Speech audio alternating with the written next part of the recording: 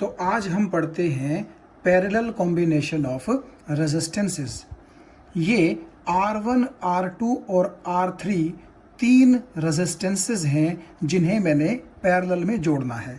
अब पैरेलल का मतलब आप समझते हैं। देखिए, ये जो तीनों रेजिस्टेंसेस हैं इनके पहले पहले पहले सिरे पॉइंट ए से जोड़ दीजिए और दूसरे दूसरे दूसरे सिरे पॉइंट बी से जोड़ दीजिए। मतलब मेरा ये है कि अगर आप इस पहले रेजिस्टेंस का इस टर्मिनल को बोलेंगे फर्स्ट टर्मिनल और इसको बोलेंगे सेकंड टर्मिनल, तो सिमिलरली ये रेजिस्टेंस नंबर 2 का क्या है, पहला टर्मिनल दूसरा टर्मिनल। सिमिलरली ये रेजिस्टेंस 3 का पहला टर्मिनल दूसरा टर्मिनल।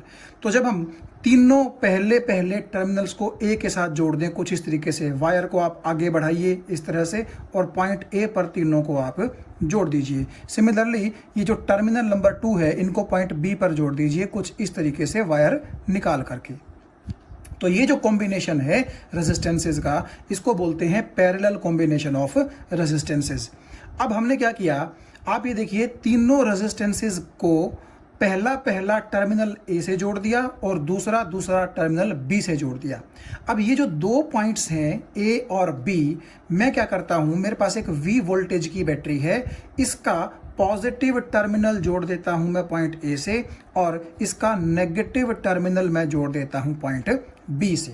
तो बेसिकली आप ये कह सकते हैं कि एक V पोटेंशियल डिफरेंस की बैटरी आपने पॉइंट्स ए और पॉइंट बी के बीच में जोड़ दी है। अब देखिए, क्योंकि सर्किट आपका कंप्लीट हो चुका है तो होगा ये कि इसके पॉजिटिव टर्मिनल से सपोज कीजिए I करंट बाहर निकला और वो करंट इस तरह चलता हुआ यहाँ चलता हुआ, देखिए यहाँ तक तो वो करंट I ही है, लेकिन आगे आप देखिए I करंट के पास तीन रास्ते हैं जाने के लिए। एक रास्ता ये है R1 के थ्रू, दूसरा रास्ता ये है R2 के थ्रू और तीसरा रास्ता ये है R3 के थ्रू। अब यहां पर करंट बंटेगा। देखिए, सीरीज कॉम्बिनेशन में क्या होता था, सीरीज कॉम्बिनेशन का अगर मैं आपको यहां पर थोड़ा सा एक बार डायग्राम ड्रॉ करके दिखाऊं कुछ इस तरीके से, ये पहला रेजिस्टेंस था R1, ये यहाँ पर दूसरा रेजिस्टेंस था R2 और यहाँ पर ये तीसरा रेजिस्टेंस था R3। जोड़ने को आप 4-5 जोड़ सकते हैं, यहाँ पर भी आप 4-5 रेजिस्टेंस जोड़ सकते हैं, लेकिन जनरली हम एक्सप्रेशन डिराइव करने के लिए क्या करते हैं, सिर्फ 3 रेजिस्टेंसेस को ही प्रेफर करते हैं। तो इसलिए मैं 3 रेजिस्टेंस ही पैरेलल में ले रहा हूँ। सीरीज में भी मैंने 3 ही रेजिस्टेंस लिए थे, पिछले वीडियो में आपने देखे होंगे। तो ये जब तीनों रेजिस्टेंसेस थे, यहाँ पर पॉइंट आपका ए था, यहाँ पर पॉइंट आपका बी था और आपने इसी तरह से V वोल्टेज की एक बैटरी का पॉजिटिव ए से जोड़ा था और नेगेटिव कहाँ जोड़ा था, बी के साथ जोड़ा था। तो यहाँ से जो करंट निकलता था सपोज कीजिए I, तो उसके लिए तो क्या था, सिर्फ एक ही रास्ता था, यानी कि R1 के अंदर से भी, R2 के अंदर से भी, R3 के अंदर से भी, उसको तो जाना ही पड़ेगा, उसके पास कोई दूसरा रास्ता या दूसरा ऑप्शन था ही नहीं। लेकिन यहां पर आप देखिए, जो पॉजिटिव टर्मिनल से I करंट निकला है उसके पास 3 चॉइसेस हैं जाने के लिए। वो चाहे तो R1 के अंदर से पास कर सकता है, वो चाहे तो R2 के अंदर से पास कर सकता है और वो चाहे तो R3 के अंदर से पास कर सकता है। तो क्योंकि यहाँ पर 3 अलग अलग रास्ते हैं, तो ये जो टोटल करंट हमारा I है जो कि इस बैटरी ने बाहर निकाला है, ये करंट बेसिकली इन तीनों रास्तों पर जाएगा। मान लीजिए ऊपर की तरफ करंट चला गया I1, ये बीच वाली जो ब्रांच है, बीच वाला जो रास्ता है, वहां से करंट चला गया I2 और नीचे की तरफ जो ब्रांच है वहां से करंट चला गया I3। तो तीनों ब्रांचेस से अलग अलग करंट जा रहा है क्योंकि रेजिस्टेंसेस कैसे हैं, अलग अलग हैं। और ये देखिए, ये I1 करंट यहां से चलता हुआ यूं ऐसे B के अंदर आएगा, ये I2 करंट इस R2 के अंदर से पास करते हुए B के अंदर आएगा और ये I3 करंट भी आपका R3 के अंदर से पास करते हुए B के अंदर आएगा। तो कुल मिलाकर के I1 भी आपका इस तरफ, I2 भी आपका इस तरफ और I3 भी आपका इस तरफ। तो B पर आने के बाद तीनों फिर से जुड़ जाएंगे और यहां से बाहर निकलेंगे यूं, तो आपका टोटल करंट फिर से कितना बाहर आएगा, I करंट बाहर आएगा। तो आप ये बोल सकते हैं कि जैसे I करंट पॉइंट A के अंदर गया तो I he current point B से कहाँ निकला है, बाहर निकला है, क्योंकि रास्ते पे तो कहीं करंट रुकेगा नहीं, जो करंट अंदर घुसा है वो बाहर भी निकलेगा। तो नेचुरली जितना टोटल करंट अंदर घुसा था उतना ही टोटल करंट बाहर भी आ जाएगा। आप ये देख सकते हैं, यहाँ पर हमें लिखना चाहिए कि I is equal to I1 plus I2 plus I3। क्यों? क्योंकि इसी आई से ये तीनों करंट निकले हैं, या फिर यही तीनों करंट बाद में जाकर के आई को ही क्या कर देते हैं, बना देते हैं। तो बेसिकली तीनों का सम किसके बराबर होगा, आई के बराबर होगा। अब यहां हम थोड़ी सी बात करते हैं इस चीज के बारे में कि ये करंट अलग अलग क्यों हुए। देखिए, मैंने आपको एक चीज पहले बताई है, रेजिस्टेंस का मतलब क्या होता है। मान लीजिए मैं यहां पर सिंबल ड्रॉ करता हूं उसका, रेजिस्टेंस का, तो इसका मतलब क्या होता है, इसका मतलब होता है कि इसके अंदर से जो करंट जा रहा है उसके रास्ते में ये रेजिस्टेंस उतनी ही दिक्कत पैदा करेगा जितनी इसकी वैल्यू ज्यादा होगी। यानी कि अगर रेजिस्टेंस ज्यादा होगा तो करंट आपका कम होगा, क्योंकि रेजिस्टेंस का मतलब ही है रुकावट। तो रुकावट करंट के रास्ते में जितनी ज्यादा होगी उतना ही करंट क्या हो जाएगा, कम हो जाएगा। ये बात आपको समझ में आ गई। बेसिकली आप बोल सकते हैं कि current is inversely proportional to resistance. Resistance जितना ज्यादा होगा करंट उतना कम होगा, और रेजिस्टेंस जितना कम होगा करंट उतना ही ज्यादा होगा। उल्टा रिलेशन है इनके बीच में। ये बात आपको समझ में आ गई होगी। अब यहां हम जिक्र करते हैं थोड़ा सा कि ये जो आई करंट टोटल था, यानी कि आप ये बोल सकते हैं कि बैटरी ने जो ये आई करंट छोड़ा था, ये आई करंट R1 के अंदर से I1 पास हुआ है, R2 के अंदर से I2 पास हुआ है, और R3 के अंदर से I3 पास हुआ है। तो ये अलग अलग करंट क्यों पास हुए हैं, बराबर बराबर करंट क्यों पास नहीं होते। देखिए, अगर आप ध्यान से देखें इस रिलेशन को, जो कि हम अभी बात करके हटे हैं जिसके बारे में, मान लीजिए R1 सबसे कम रेजिस्टेंस है, R2 उससे ज्यादा है, और R3 सबसे ज्यादा है। यानी कि basically R3 is greater than R2 and R2 is greater than R1। ठीक है, सबसे ज्यादा है रेजिस्टेंस R3। तो हमें यह पता है कि रेजिस्टेंस जितना ज्यादा होगा करंट उसके अंदर से उतना कम ही तो फ्लो करेगा। ठीक है, तो आप ये मान के चलिए कि ये जो अलग अलग करंट हैं, इनका मतलब ये है कि करंट अपने अकॉर्डिंग ये देखेगा कि जिस रास्ते पर वो जा रहा है उस रास्ते पर रेजिस्टेंस कैसा है, और करंट हमेशा लेस रेजिस्टिव पाथ फॉलो करता है।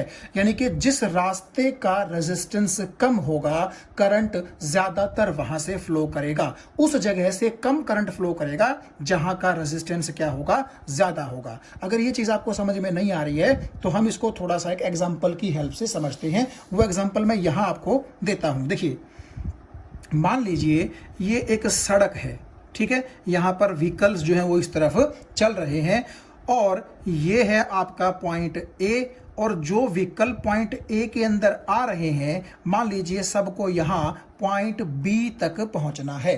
ठीक है, अब ए से बी जाने के सपोज कीजिए 3 रास्ते हैं। एक रास्ता तो बिल्कुल सीधा है, एक रास्ता सपोज कीजिए ऊपर से होकर के चला गया, और मान लीजिए एक रास्ता यूं नीचे से होकर के चला गया। ठीक है, इसको बोल दीजिए रास्ता नंबर 1, इसको बोल दीजिए रास्ता नंबर 2, और इसको बोल दीजिए रास्ता नंबर 3।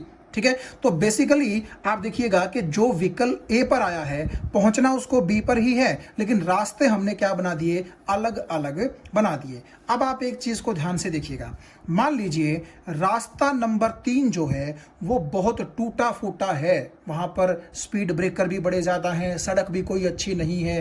तो इसका मतलब ये है कि जो व्हीकल होंगे वो कम प्रेफर करेंगे कि हम रास्ता नंबर 3 से बी पर पहुंचे। क्यों? क्योंकि व्हीकल्स क्या प्रेफर करते हैं कि रास्ता अच्छा हो, स्मूथ चलती रहें गाड़ियां, रेजिस्टेंस ना हो, स्पीड ब्रेकर ना हो। तो आप इस चीज को समझ रहे होंगे। तो अगर मैं कह रहा हूं कि एक तो इस रास्ते नंबर 3 पर स्पीड ब्रेकर बहुत ज्यादा है, ठीक है, और दूसरा सड़क भी अच्छी नहीं है, खस्ता हाल है, बिल्कुल टूटी फूटी सड़क है, तो आप खुद सोचिए, अगर आप खुद ड्राइवर होंगे तो क्या इस रास्ते से जाना आप पसंद करेंगे? बिल्कुल नहीं पसंद करेंगे। तो आपके पास कितनी चॉइसेस बची? ये 2 चॉइसेस बची। आपको ये चीज समझ में आ रही है? अब फिर हम सोचते हैं कि इन दोनों में से हम कौन सा रास्ता प्रेफर करें। सपोज कीजिए ये रास्ता ऐसा है जिस पर जो है सड़क तो अच्छी बनी हुई है, कोई दिक्कत नहीं है, लेकिन बीच बीच में स्पीड ब्रेकर बने हुए हैं। ठीक है, तो अगर हमें ये मालूम है कि रास्ता तो ठीक है तीसरे रास्ते के मुकाबले, मतलब कि बनावट तो सड़क की ठीक है, लेकिन स्पीड ब्रेकर बड़े ज़्यादा है, तो नेचुरली हमारा जो दिमाग है वो ये बोलेगा कि यार क्यों यहाँ से चलना, खामखा स्पीड ब्रेकर से जो है बार बार हमें कूदना पड़ेगा गाड़ी के अंदर। ठीक है, आपको पता है कि थोड़ा सा शरीर को तकलीफ होती है जब गाड़ी स्पीड ब्रेकर के ऊपर से कूदती है, तो हम इस रास्ते पर भी जाना पसंद नहीं करेंगे। हालांकि इस रास्ते पर क्या था, स्पीड ब्रेकर भी थे और रास्ता टूटा फूटा भी था, लेकिन ये रास्ता टूटा फूटा नहीं है, सिर्फ स्पीड ब्रेकर है। ठीक है, तो तब भी हम यहां से जाना पसंद नहीं करेंगे। क्यों? क्योंकि हमारे पास चॉइस है, मेन बात ये है। तो अब देखिए, मान लीजिए कि रास्ता नंबर 1 न केवल बिल्कुल स्मूथ है, बल्कि इस पर कोई स्पीड ब्रेकर भी नहीं है। तो भले ही आप ये देखिए कि ए से बी की स्ट्रेट लाइन डिस्टेंस कम पड़ती है, लेकिन ए से बी की ये जो कर्व्ड डिस्टेंस है ये ज़्यादा पड़ती है, लेकिन फिर भी जो व्हीकल्स हैं वो यहाँ से जाना पसंद करेंगे। क्यों? क्योंकि आप देखिए, ड्राइवर की ये थोड़ी सी सोच होती है कि भले ही हमें 1-2 किलोमीटर का डिस्टेंस फालतू ट्रैवल करना पड़ जाए, कोई दिक्कत नहीं है, लेकिन अगर रास्ता साफ होगा तो क्या होगा, एक तो गाड़ी स्मूथ चलेगी, गाड़ी की एवरेज भी अच्छी होगी, और बीच में अगर कोई दिक्कत नहीं है तो रुकना भी नहीं पड़ेगा। तो आप ये चीज देखिए कि जब गाड़ियों के चलने में हम ये देखते हैं कि भाई रोड पर रुकावट कम से कम होनी चाहिए, ठीक है, हम वही रास्ता प्रेफर करते हैं। कई बार आपके आगे ये सिचुएशन आई होगी, आप कहीं अगर जा रहे हैं तो वहां पर जाने के लिए मान लीजिए 2 रास्ते हैं, एक रास्ता शॉर्टकट है लेकिन उसमें दिक्कतें बड़ी ज़्यादा हैं, लेकिन एक रास्ता थोड़ा सा लॉन्ग कट है लेकिन दिक्कत एक भी नहीं है। तो आपने गौर किया होगा, आपका ड्राइवर या आपकी फैमिली के मेंबर भी क्या बोलते हैं कि चलो लंबा रास्ता ले लेते हैं, कम से कम वहाँ स्मूथ तो है रास्ता, गाड़ी आराम से चलेगी, टायर नहीं घिसेंगे, है ना, एवरेज अच्छी देगी गाड़ी, या फिर हमें झटके नहीं लगेंगे। तो हम बेसिकली स्मूथनेस देखते हैं। तो जब एक बात बताओ, व्हीकल ये प्रेफर करते हैं कि रास्ता स्मूथ होना चाहिए, कम से कम रेजिस्टेंस होना चाहिए रास्ते पर, दिक्कतें कम से कम होनी चाहिए, तो भाई करंट ने क्या गुनाह कर दिया? करंट को भी तो अपनी सहूलियत सोचने का हक है कि नहीं है? तो इसीलिए क्या होगा, यहां पर जो आप देखिएगा बैटरी से छोड़ा गया आई करंट है वो यहां पर आ गया पॉइंट ए पर। अब उसके बाद क्या है, उसने देखा कि रेजिस्टेंस R3 सबसे ज्यादा है, ठीक है, तो ऐसा है इसके अंदर से कम करंट फ्लो होगा, क्योंकि ये रेजिस्टेंस सबसे ज्यादा है। इसका मतलब I3 की वैल्यू बहुत ही कम होगी, क्योंकि ऐसा नहीं होता ना कि सब के सब व्हीकल एक ही रास्ते पर चले जाएं, ठीक है, क्योंकि एक आधा जो ड्राइवर है वो इस भी सोच का होता है कि यार अगर यहाँ व्हीकल ज़्यादा जा रहे हैं तो मे भी ट्रैफिक जैम मिल जाए थोड़ा बहुत, ठीक है, तो वो सोच लेता है, मिले ना मिले वो एक अलग बात है, वो सोच लेता है कि चलो यार कोई बात नहीं, थोड़ा आराम आराम से गाड़ी चला लेंगे, यहीं से चला लेते हैं। और देखिए, जितना टूटे फूटे रास्ते से गाड़ी जाएगी, गाड़ी बिल्कुल स्लो चलेगी ना, और स्लो का मतलब है कि ज़्यादा रजिस्टेंस होगा, तो करंट की वैल्यू भी कैसी होगी, वहाँ पर कम होगी। तो आप ये मान के चल लीजिए कि जितना रजिस्टेंस ज़्यादा होगा, करंट तो उसमें से फ्लो करेगा, लेकिन उतना ही कम फ्लो करेगा। मतलब कि ज्यादातर करंट कहां से प्रेफर करेगा? जो रेजिस्टेंस कम है उस रास्ते से जाना प्रेफर करेगा।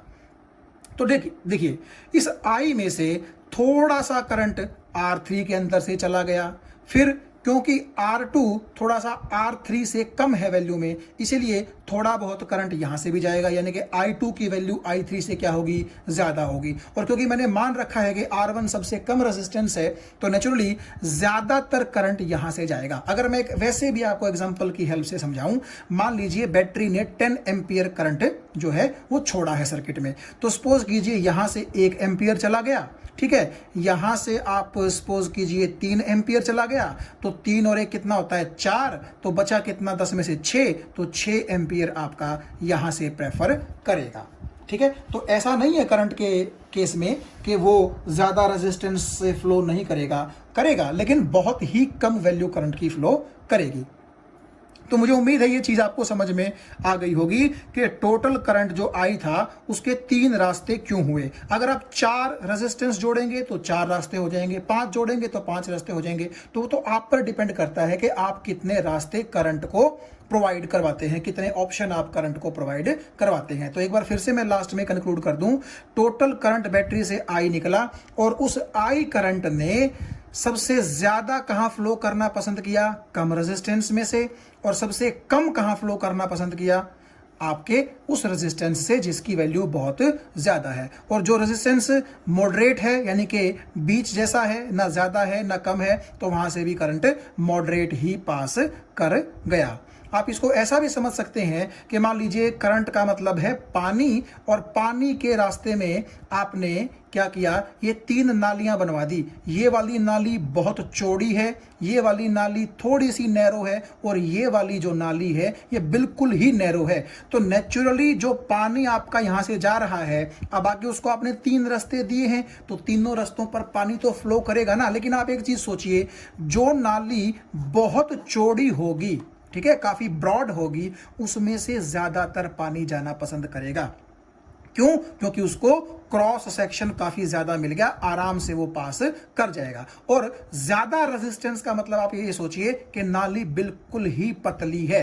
तो क्या ऐसा होता है, आप इमेजिन कीजिए कि 3 नालियां हैं, तो क्या ऐसा होगा कि यहां पर बिल्कुल भी पानी ना आए? नहीं आएगा पानी, ठीक है, बहुत कम आएगा। क्यों? क्योंकि ये नाली बहुत ही पतली है, इसका क्रॉस सेक्शन जो है वो बहुत ही नैरो है। तो ऐसा कभी नहीं होता कि अगर आपने पानी को 3 रास्ते प्रोवाइड करवा दिए हों और पानी जो है केवल एक ही रास्ते से चला जाए। नहीं, बाकी के 2 रास्तों से भी वो जाएगा। लेकिन एक चीज आपके समझ में आ गई होगी, जो नाली ज्यादा चौड़ी होगी वहां से ज्यादा पानी जाएगा, और जो नाली कम चौड़ी होगी वहां से पानी जाएगा लेकिन बेहद कम जाएगा। बस यही हाल आप करंट का मान के चलिए। ज्यादा रेजिस्टेंस मतलब बेहद कम करंट वहां से पास करेगा, और बहुत ही कम रेजिस्टेंस मतलब ज्यादातर करंट वहीं से कोशिश करेगा पास होने के लिए। तो आप अपनी समझ के लिए एक चीज, एक पॉइंट जो है वो याद रख लीजिए, क्या कि current always prefers low resistance path. तो चलिए, वहाँ थोड़ा सा डायग्राम कंजस्टेड सा बन गया था, मैंने दोबारा इसको बना लिया है। ये वही सिचुएशन है, तो एक बार फिर से मैं आपको बता दूं। बैटरी ने टोटल आई करंट जो है वो डिलीवर किया है सर्किट को, and that I current is divided into 3 parts, I1, I2, I3. I1 current passes through resistance R1, I2 passes through R2 and I3 passes through R3.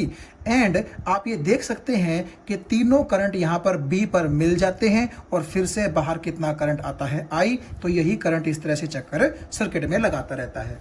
अब आप देखिएगा, ये मैंने नाम किस लिए दी है आपको पता लग गया होगा। R1 में से I1, R2 में से I2, R3 में से I3, हमने सिमेट्री रखी है ताकि 3 में से 3, 2 में से 2, 1 में से 1 इस तरह पता लगता रहे।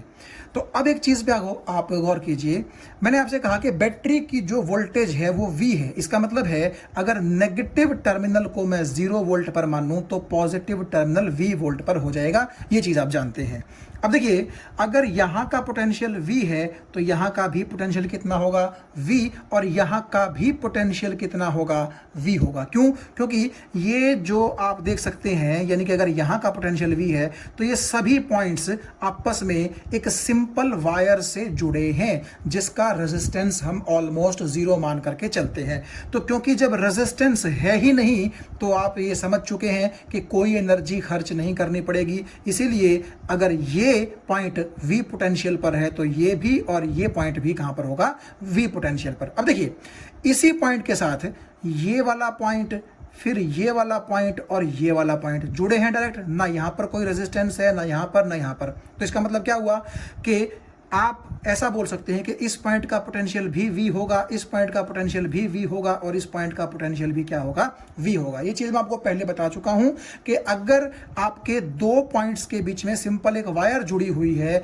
कोई रेजिस्टेंस नहीं है, तो जो पोटेंशियल इस पॉइंट का होगा वही पोटेंशियल आपका इस पॉइंट का होगा। ठीक है, तो आप ये देख सकते हैं कि इन रेजिस्टेंसेस से पीछे पीछे हर एक पॉइंट का पोटेंशियल कितना होगा, V के बराबर होगा। सिमिलरली अगर यहां का पोटेंशियल 0 है तो यहां का भी 0 होगा, यहां का भी 0 होगा, और यहां का भी पोटेंशियल 0, यहां का भी पोटेंशियल 0, और यहां का भी पोटेंशियल कितना होगा, 0 होगा।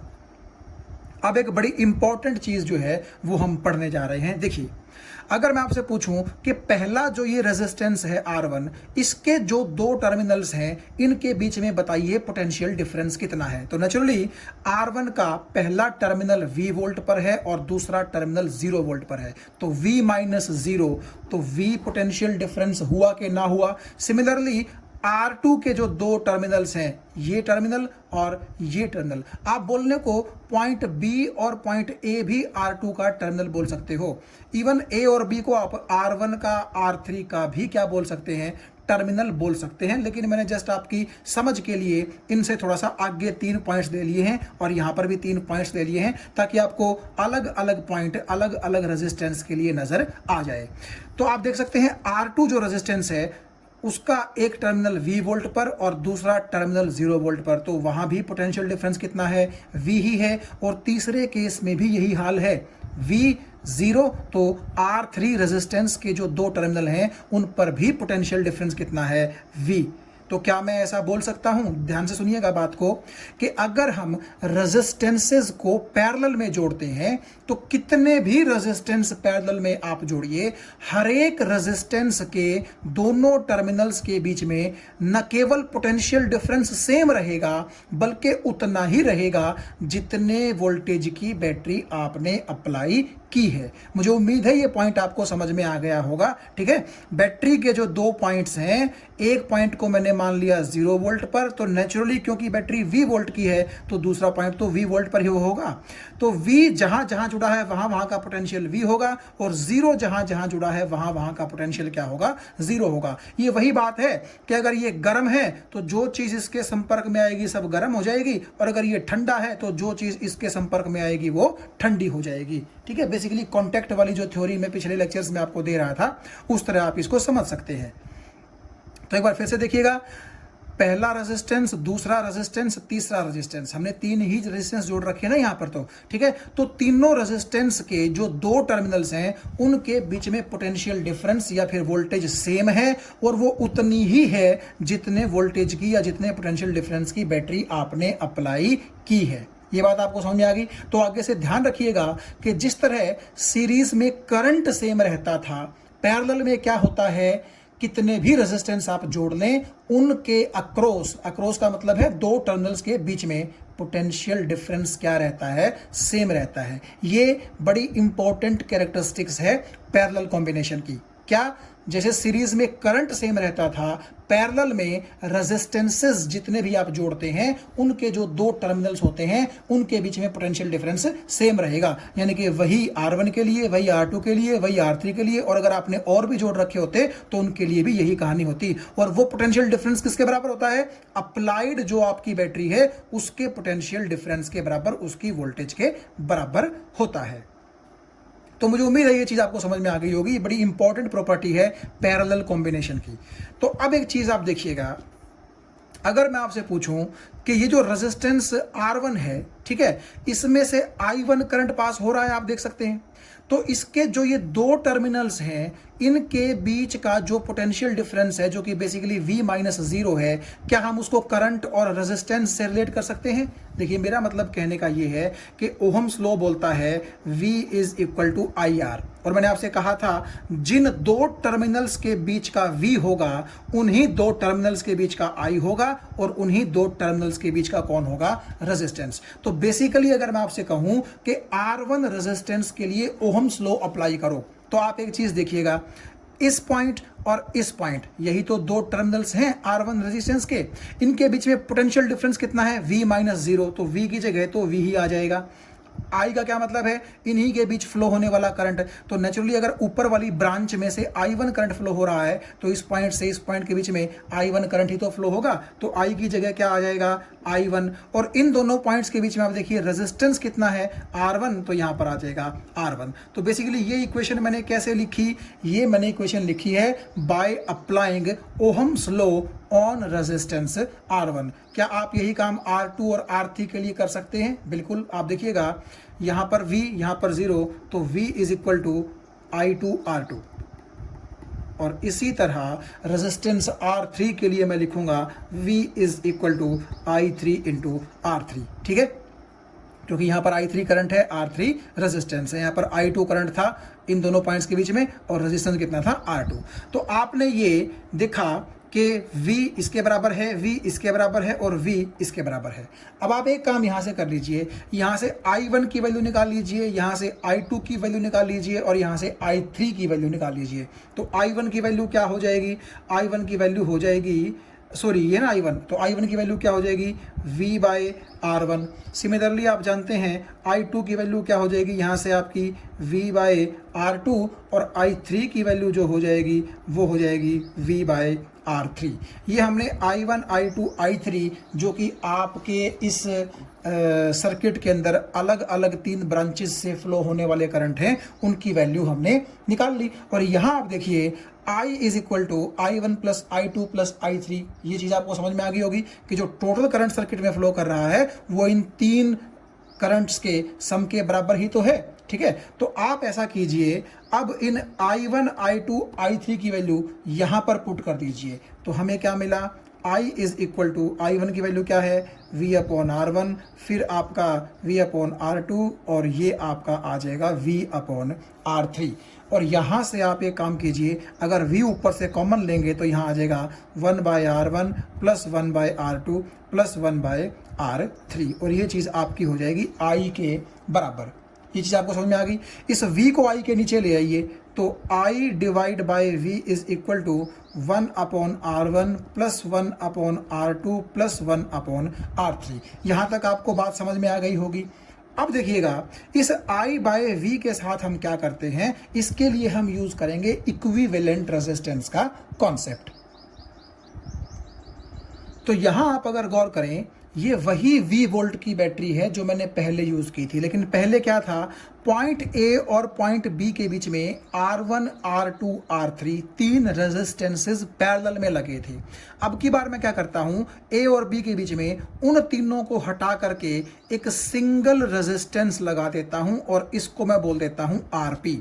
तो अगर आपको पता है, जैसे वो तीनों रेजिस्टेंसेस मिलकर के V वोल्ट की बैटरी से I करंट खींच रहे थे, तो अगर ये अकेला रेजिस्टेंस सेम V वोल्ट की बैटरी से I करंट खींच ले, यानी कि करंट सर्किट में चेंज ना करे, तो ये RP उन तीनों का क्या कहलाएगा, पैरेलल कॉम्बिनेशन का इक्विवेलेंट रेजिस्टेंस। तो मान लीजिए मैंने पॉजिटिव को फिर से A से जोड़ दिया, नेगेटिव को फिर से B से जोड़ दिया, और मान लीजिए उसी V वोल्ट की बैटरी से I करंट निकाल दिया, किसने, इस RP रेजिस्टेंस ने, यानी कि जो इक्विवेलेंट रेजिस्टेंस है पैरेलल कॉम्बिनेशन का। यहां पर ओम्स लॉ लगाइए आप। यहां पर ओम्स लॉ क्या बोलता है, देखिए ओम्स लॉ का मतलब है V is equal to IR। अब V का क्या मतलब है, पोटेंशियल डिफरेंस, तो यहां पर पोटेंशियल डिफरेंस V ही है, तो V की जगह V आ जाएगा, I की जगह आपका I आ जाएगा, लेकिन R की जगह क्या आ जाएगा, सिंपली RP। तो यहां से अगर आप देखें, इसमें मैं क्या करता हूं, RP को यहां ले आता हूं, तो ये आ जाएगा आपका 1/RP, और I के नीचे मैं ले जाता हूं V को। तो आप यहां से देखिए I/V किसके बराबर आ गई, 1/RP के बराबर, यानी कि RP यहां पर क्या है, पैरेलल कॉम्बिनेशन का टोटल रेजिस्टेंस, यानी कि इक्विवेलेंट रेजिस्टेंस। RP की बात कर रहा हूं, 1/RP तो क्या हुआ, उसका रेसिप्रोकल हुआ। तो अभी अभी जो आपने देखा था, ये देखिए मैं आपको यही थोड़ा सा टेढ़ा करके दिखा देता हूं, I/V आपका इसके बराबर आया था, लेकिन यहां से अगर आप देखिए I/V आपका किसके बराबर आ गया, 1/RP के बराबर आ गया। इसका मतलब है I/V की वैल्यू 1/RP हम यहां पुट कर देते हैं, तो हमें क्या मिलेगा, हमें मिलेगा 1/RP इज इक्वल टू किसके, 1/R1 plus 1/R2 plus 1/R3। ये आ गया जी हमारा इक्विवेलेंट रेजिस्टेंस का एक्सप्रेशन। यानी जैसे आप देखिए, सीरीज में अगर हम इक्विवेलेंट रेजिस्टेंस को RS बोलते थे, तो वो क्या होता था, सिंपली तीनों रेजिस्टेंसेस के सम के बराबर होता था, सिंपली सम के बराबर होता था। लेकिन यहां पर क्या बोलेंगे हम, यहां हम बोलेंगे कि पैरेलल कॉम्बिनेशन का जो इक्विवेलेंट रेजिस्टेंस होता है, उस रेजिस्टेंस का रेसिप्रोकल किसके बराबर होता है, इंडिविजुअल रेजिस्टेंसेस के रेसिप्रोकल्स के सम के बराबर होता है। देखिए, अगर आप ये बात समझ में आपको नहीं आई है, तो आप एक चीज देखिए, R1, R2, R3 क्या थे, 3 अलग अलग रेजिस्टेंसेस थे। तो 1/R1, 1/R2 और 1/R3 क्या हैं, उनके रेसिप्रोकल्स हैं। रेसिप्रोकल का मतलब उल्टे, ठीक है। और आपने क्या किया है, तीनों रेसिप्रोकल्स का सम ही तो किया है, और वो किसके बराबर है, वो इक्विवेलेंट रेजिस्टेंस के बराबर नहीं है, बल्कि इक्विवेलेंट रेजिस्टेंस के रेसिप्रोकल के बराबर है। तो हमें टेक्निकल लैंग्वेज में क्या बोलना चाहिए, reciprocal of the total resistance, reciprocal of the equivalent resistance is equal to sum of reciprocals of the individual resistances which were connected in parallel. इसको थोड़ा और अच्छे से समझने के लिए मैंने आपके आगे ये दो एग्जाम्पल रखे हैं, इसको एक मिनट के लिए अभी कंसीडर मत कीजिएगा, इन दोनों को कंसीडर कीजिए। देखिए यहाँ पर क्या है, पॉइंट ए और पॉइंट बी के बीच में तीन रेजिस्टेंसेस सीरीज में जुड़े हैं। तो हमें पता है कि सीरीज में जो इक्विवेलेंट रेजिस्टेंस होता है वो सिंपली तीनों के सम के बराबर होता है।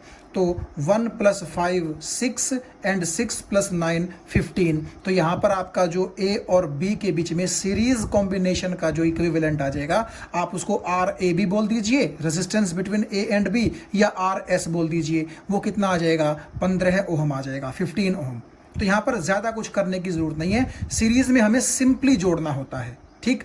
लेकिन पैरेलल में क्या है, देखिए अगर आपसे कहा जाए कि 4 ओम, 6 ओम और 12 ओम, ये तीनों रेजिस्टेंसेस पैरेलल में जुड़े हैं, आप देख सकते हैं पॉइंट ए और बी के बीच में, ठीक है। तो अगर कोई आपसे पूछे कि इनका इक्विवेलेंट रेजिस्टेंस क्या होगा, तो आप ये देखिए कि जो पैरेलल कॉम्बिनेशन का फॉर्मूला है वो हमें डायरेक्ट आरपी नहीं देता, यानी कि इक्विवेलेंट रेजिस्टेंस इन पैरेलल, बल्कि वो क्या देता है, reciprocal of the equivalent resistance देता है।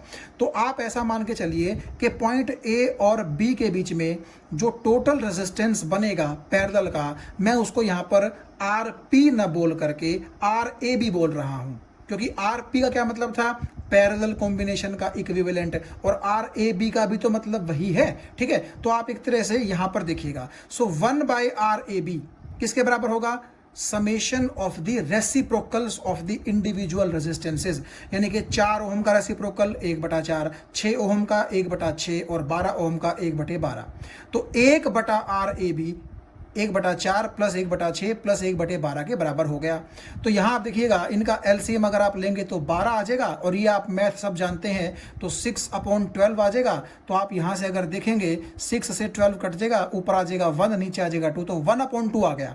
और बच्चे यहीं पर गलती करते हैं, क्योंकि जैसे ही 1/2 आया उनको लगता है कि उनका आंसर निकल गया। लेकिन देखिए भाई, 1/2 क्या है, वो इक्विवेलेंट रेजिस्टेंस नहीं है, वो इक्विवेलेंट रेजिस्टेंस का रेसिप्रोकल है। तो जब आप ये बोलेंगे कि 1/RAB आप क्या 1/2 के बराबर आ गया, तो नेचुरली आपको फिर से रेसिप्रोकल जब करना पड़ेगा, क्योंकि हमें RAB चाहिए, हमें रेसिप्रोकल ऑफ RAB नहीं चाहिए। तो RAB आपका किसके बराबर आ जाएगा, 2 ओम के बराबर आ जाएगा। तो मैं यही आपसे बोल रहा था कि एक बार आप reciprocal of the equivalent resistance निकाल लें सॉल्व करके, और उसके बाद फिर आप रेसिप्रोकल को उल्टा कर दीजिए और आपके पास क्या आ जाएगा, इक्विवेलेंट रेजिस्टेंस आ जाएगा। ये मैं कहना चाह रहा था। तो सीरीज में और पैरेलल में यही जो है एक डिफरेंस है। सीरीज में तो आपको सिंपली R1 + R2 + R3 करके रिजल्ट निकल जाता है, लेकिन यहां पर आपको क्या करना पड़ता है, 1/R1 + 1/R2 + 1/R3 करके उसको सॉल्व करना पड़ता है। और फिर क्योंकि वो 1 इक्विवेलेंट रेजिस्टेंस के बराबर होता है, तो उसको फिर से रेसिप्रोकल करके आपको रिजल्ट निकालना पड़ता है। तो यहां पर यही बोला गया था कि reciprocal of the equivalent resistance is equal to summation of the reciprocals of the individual resistances. सिर्फ ये चीज फर्क है। और यहां अगर आप देखें, ये क्वेश्चन को साथ कर ही लेते हैं हम। यहां देखिएगा A और X के बीच में 1 ओम का रेजिस्टेंस है, और X और B के बीच में 2 रेजिस्टेंसेस हैं 3 और 6 के। तो आप समझ गए होंगे, अगर मैं आपसे पूछूं कि A और B के बीच में टोटल रेजिस्टेंस कितना होगा, इक्विवेलेंट रेजिस्टेंस कितना होगा, तो सबसे पहले आप ऐसा कीजिए, X और B पर ध्यान दीजिए। देखिए हम कह सकते हैं कि X और B के बीच में 3 और 6 कहाँ हैं, पैरेलल में है। तो नेचुरली अगर मैं X और B के बीच में 3 और 6 को रिप्लेस करना चाहूं, तो मुझे 2 ओम से रिप्लेस करना पड़ेगा, क्योंकि आप निकाल के देख लीजिएगा 3 का और 6 का पैरेलल कॉम्बिनेशन का रिजल्ट कितना आएगा, 2 ओम आएगा। तो इसका मतलब है कि X और B के बीच में इन दोनों रेजिस्टेंसेस को ना रख के X और B के बीच में मैं अगर अकेला 2 ओम का रेजिस्टेंस रख दूं, तो वही काम होगा जो पहले ही दोनों कर रहे थे। और अब देखिएगा, अब आपको पता चल गया होगा इसका लास्ट वाला टर्मिनल इसके पहले टर्मिनल से जुड़ा हुआ है, तो ए और बी के बीच में दोनों कहां कहलाएंगे, सीरीज में, तो ए और बी के बीच में टोटल रेजिस्टेंस कितना हो जाएगा, 1 + 2 3 आंसर आ जाएगा। तो यहां आप देख सकते हैं पेज 38 पर जो मैंने ये लिखा है और जो डायग्राम बना करके सॉल्व किया है, और लास्ट में ये मैंने इक्विवेलेंट रेजिस्टेंस इन पैरेलल का एक्सप्रेशन जो निकाला है, ये मैं आपको पहले ही निकाल करके एक पेज पर दिखा चुका हूं। ये तो सिर्फ मैंने आपके सामने इसलिए रखा है ताकि आप चाहें नोट्स बनाने के लिए तो ये जो आपको सामने स्क्रीन नजर आ रही है, इसको आप पॉज करके इसका स्क्रीनशॉट ले सकते हैं। तो अब आइए लास्ट में हम एक समरी पढ़ लेते हैं पैरेलल कॉम्बिनेशन की। पहला पॉइंट आप देखिएगा, reciprocal of the equivalent resistance is equal to the sum of the reciprocals of the individual resistances. ये वही जो हमारे पास फॉर्मूला आया है उसको हमने लैंग्वेज के टर्म्स में लिख दिया है, मैं पहले समझा चुका हूं आपको इसके बारे में। The equivalent resistance is smaller than the smallest of the individual resistances। इस चीज को समझाने के लिए मैं आपको फिर से एक बार अगले पेज नंबर 40 पर यहां लेके चलता हूं। देखिए मैंने जो ये आपको एग्जांपल दिया था, यहां मैंने 3 रेजिस्टेंसेस पैरेलल में जोड़े थे, 4, 6 और 12। तो इनमें से आप देखिए सबसे छोटा कौन सा है, ऑफ कोर्स ये 4 वाला सबसे छोटा है कि नहीं है, लेकिन जब आप इन तीनों का पैरेलल कॉम्बिनेशन का रिजल्ट निकालते हैं तो वो कितना आया, 2 आया, और नेचुरली ये 2 इस 4 से भी छोटा है कि नहीं है। तो देखिए सीरीज में क्या करते थे हम, जो रेजिस्टेंसेस आप सीरीज में जोड़ रहे थे उनका इक्विवेलेंट सबसे बड़े वाले से भी बड़ा होता था। इन तीनों में सबसे बड़ा 9 है, लेकिन 15 जो कि आपके इन तीनों का इक्विवेलेंट है वो सबसे बड़े वाले से भी बड़ा है, आप देख सकते हैं। तो पैरेलल में इसका उल्टा होता है, क्या, जिन 3 रेजिस्टेंसेस को या जितने भी रेजिस्टेंस हो जिनको आप पैरेलल में जोड़ रहे हैं तो उनमें जो सबसे छोटा रेजिस्टेंस है उससे भी छोटा आएगा। कौन, equivalent resistance in parallel combination. तो आप देखिएगा तीनों को जब आपने पैरेलल में जोड़ा तो सबसे छोटा 4 था, लेकिन इन तीनों का जो टोटल बना वो कितना बना, 2। तो नेचुरली जो ये आपका रिजल्टेंट है, यानी कि जो आपका इक्विवेलेंट रेजिस्टेंस है, टोटल रेजिस्टेंस है, ये तीनों में से जो सबसे छोटा था उससे भी क्या आया है, छोटा आया है। अच्छा अब हम चलते हैं देखिए अगले पॉइंट की तरफ। तीसरा पॉइंट मैंने लिखा है, potential difference across each resistance remains same and equal to the applied voltage. ये बात मैं आपको पहले बता चुका हूं कि R1, R2 और R3 तीनों के दोनों टर्मिनल्स के बीच में जो पोटेंशियल डिफरेंस था वो अप्लाइड बैटरी के बराबर ही था, यानी कि V के बराबर था। और एक बात और, हर एक रेजिस्टेंस पर वो पोटेंशियल डिफरेंस सेम था। चौथा पॉइंट क्या है, current through each individual resistance is generally different, यानी कि R1 में से I1 करंट गया था, R2 में से I2 करंट गया था, R3 में से I3 करंट गया था। तो अलग अलग रेजिस्टेंसेस से, इंडिविजुअल रेजिस्टेंसेस से डिफरेंट करंट जाएंगे, I1, I2, I3। और जनरली क्यों लिखा, क्योंकि आप खुद सोचिए कि अगर हम ये मान के चलें कि तीनों रेजिस्टेंस बराबर होंगे तब तो I1, I2 और I3 भी क्या होंगे, बराबर होंगे। यानी कि अगर आप इन जनरल देखें तो क्योंकि रेजिस्टेंस जो है हम क्या लेके चलते हैं, अलग अलग, तो हर एक रेजिस्टेंस से पास होने वाला करंट भी क्या होगा, अलग अलग होगा। लेकिन अगर बाय चांस 3 रेजिस्टेंस आप जोड़ रहे हैं और तीनों सेम वैल्यू के हैं, सेम रेजिस्टेंस है, तो इसका मतलब क्या हुआ कि तीनों में करंट कैसा होगा, बराबर होगा। और ये मैं आपको पहले बता चुका हूं कि current flowing through any resistance is inversely proportional to the value of the resistance. ये देखिए, total current in the circuit is equal to the sum of all currents through the individual resistances. यानी कि जो total current था आपका I, वो naturally किसके बराबर था, अलग अलग रेजिस्टेंसेस यानी कि R1, R2, R3 के अंदर से पास होने वाले करंट्स यानी कि I1 + I2 + I3 के बराबर था। तो ये बड़े इंपॉर्टेंट पॉइंट्स हैं किसके बारे में, पैरेलल कॉम्बिनेशन के बारे में। और लास्ट में अगर मैं कंक्लूड करूं, दोनों कॉम्बिनेशन हम अब पढ़ चुके हैं, सीरीज कॉम्बिनेशन भी और पैरेलल कॉम्बिनेशन भी। सीरीज कॉम्बिनेशन में क्या होता है, हर रेजिस्टेंस में से करंट सेम होता है, लेकिन हर रेजिस्टेंस के ऊपर वोल्टेज अलग अलग होती है। ठीक है, ये आप देख सकते हैं पिछले वीडियो में जाकर अभी। और पैरेलल में क्या होता है, हर एक रेजिस्टेंस के ऊपर वोल्टेज सेम होगी, लेकिन हर एक रेजिस्टेंस में से जनरली करंट कैसा होगा, डिफरेंट होगा। सीरीज कॉम्बिनेशन में हम क्या करते हैं, सिंपली तीनों या जितने भी रेजिस्टेंसेस जोड़ रखे हैं उनको जोड़ करके इक्विवेलेंट निकालते हैं, जबकि पैरेलल में हम क्या करते हैं, reciprocal of the equivalent resistance is equal to sum of the reciprocals of the individual resistances। इस तरह से हम पैरेलल कॉम्बिनेशन का टोटल रेजिस्टेंस निकालते हैं।